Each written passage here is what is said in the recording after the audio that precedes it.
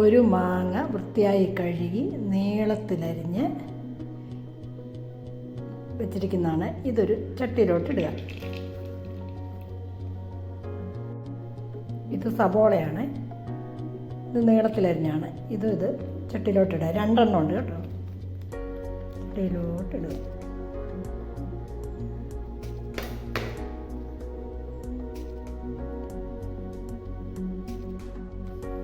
കുറച്ച് കറിവേപ്പില,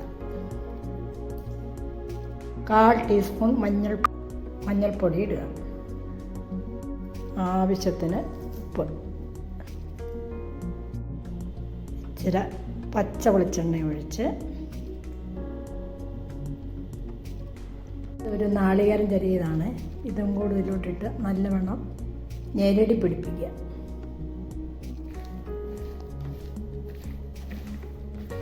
എല്ലാം കൂടെ ചേർത്തിളക്കി നല്ലവണ്ണം ചേർത്തിളക്കണേ.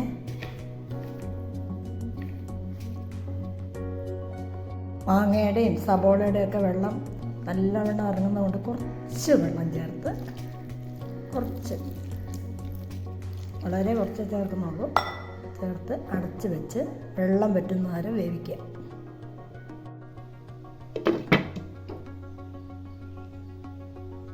എന്തായെന്ന് നോക്കാം. കേട്ടോ, കുറച്ച് വെള്ളം ചേർത്തിട്ടു, വെള്ളമുണ്ട്, ഒന്ന് വറ്റിക്കോട്ടെ കേട്ടോ. മാങ്ങ വെന്തു, വെള്ളം നല്ലോണം ഒന്ന് വറ്റണം. എന്തായെന്ന് നോക്കാം. വെള്ളമൊക്കെ നല്ലോണം വറ്റി, സ്റ്റൗ ഓഫ് ചെയ്യാം. ഇതാണ് നമ്മുടെ മാങ്ങാത്തോരൻ.